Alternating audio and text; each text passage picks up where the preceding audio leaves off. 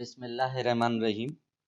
अस्सलाम वालेकुम दोस्तों, मैं हूँ असद हबीब पालारी, लेक्चरर फ्रॉम हाला बॉयज़ कॉलेज। दोस्तों, आज का जो हमारा टॉपिक है वो है ह्यूमन रेस्पिरेटरी सिस्टम, या हम इसे रेस्पिरेटरी सिस्टम ऑफ मैन भी कहते हैं। तो फर्स्ट ऑफ ऑल हम आज पढ़ेंगे कि ह्यूमन रेस्पिरेटरी सिस्टम हमारे जिस्म में कैसे काम करता है। तो फर्स्ट इसका जो पॉइंट है वो ये है कि ये प्रोवाइड करता है एबिलिटी टू ब्रीथ।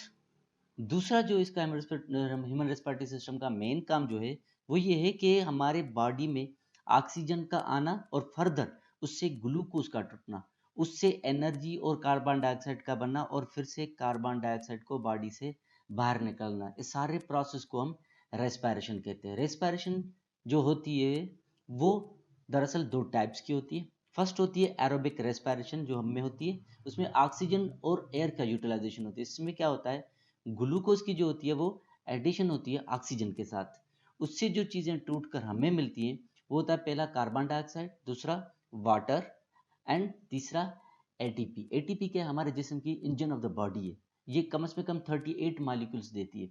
दूसरी है एनएरोबिक रेस्पिरेशन, जो कि ऑक्सीजन के बगैर ही जो है ग्लूकोज का टूटना होता है, और ग्लूकोज से जो चीज़ें टूट कर हमें मिलती हैं वो सेम ही होती हैं, जैसे कि कार्बन डाइऑक्साइड प्लस वाटर और एटीपी। यहाँ पे जो एटीपी हमें जो एटीपी एनर्जी प्रोवाइड करता है वो 2 मॉलिक्यूल्स टोटली। इसके बाद हम ह्यूमन रेस्पिरेटरी सिस्टम को दो हिस्सों में डिवाइड किया। पहला है एयर पैसेज वे, जिसमें हम क्या पढ़ेंगे, first part nose, second pharynx and third larynx and fourth trachea, fifth bronchi and last one six bronchioles. दूसरा जो पैसेज है उसे हम कहेंगे गैस एक्सचेंज पोर्शन। उसमें हम दो चीज़ें पढ़ेंगे, पहला एल्व्यूला एंड लंग्स। तो फर्स्ट एयर पैसेज वे का पार्ट जो है वो हम पढ़ेंगे वो है नोज। हम आज नोज को देखते हैं कि नोज जो है वो क्या करता है, वो मेन रूट ऑफ ब्रीथिंग है। दूसरा जो इसका मेन फंक्शन जो है वो क्या करता है, एयर को ह्यूमिडिफाई करता है। तीसरा जो है वो है रेगुलेट करता है the temperature of the air को। अगर हम इस नोज की कंपोजिशन देखेंगे तो ये दो हिस्सों में मुश्तमिल होती है। फर्स्ट होता है बोन्स एंड सेकंड कार्टिलेजेस। उसके बाद हम पढ़ेंगे सेकंड, उसके बाद जो आएगा वो नोस्ट्रल होगा। नोस्ट्रल क्या है, ये एक नोज की ओपनिंग है।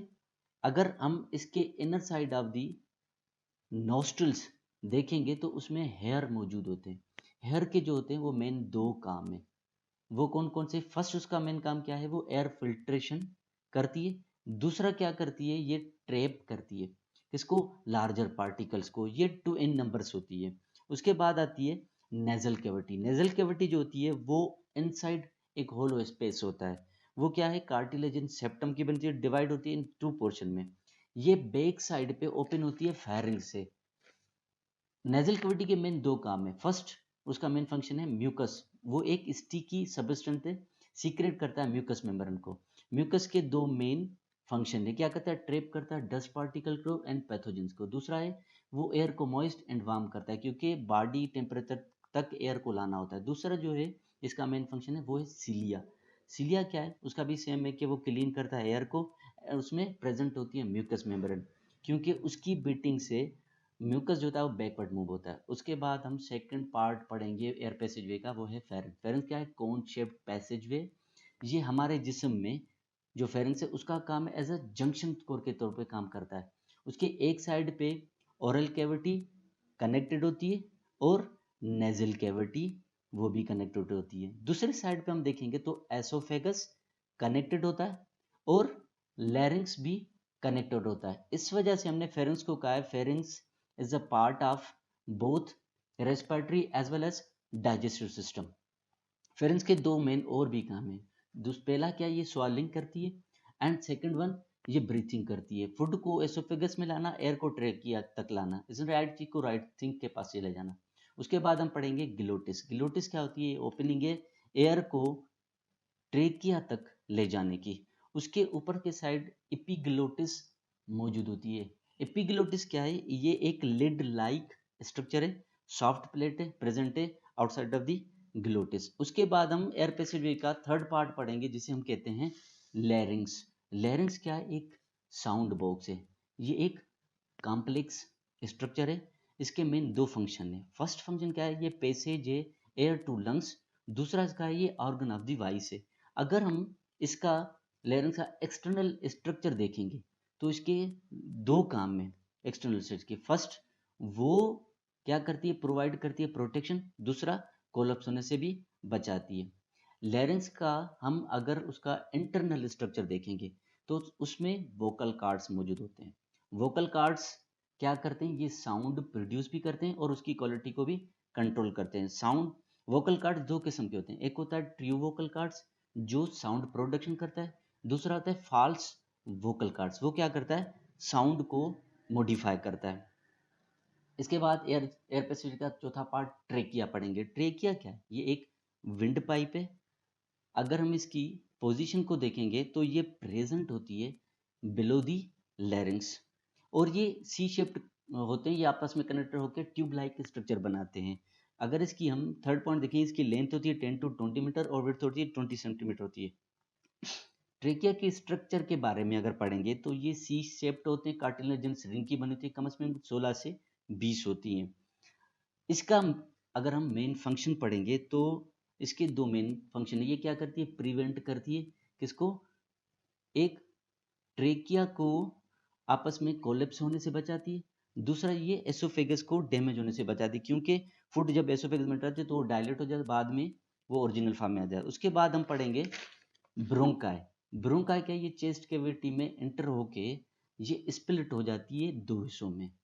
फर्स्ट, राइट ब्रोंकिया जो उसकी लेंथ कम होती है, डायामीटर ज्यादा होता है। दूसरी है लेफ्ट ब्रोंका, उसकी लेंथ ज्यादा होती है, डायामीटर कम होता है। अगर हम इसके स्ट्रक्चर के बारे में पढ़ेंगे तो ये इसका जो ना सिमिलर टू ट्रेकिया है। ये कंप्लीट कार्टिलेजिन स्प्लेट की बनी होती है, तभी हम इसको कंप्लीट प्लेट भी कहते हैं।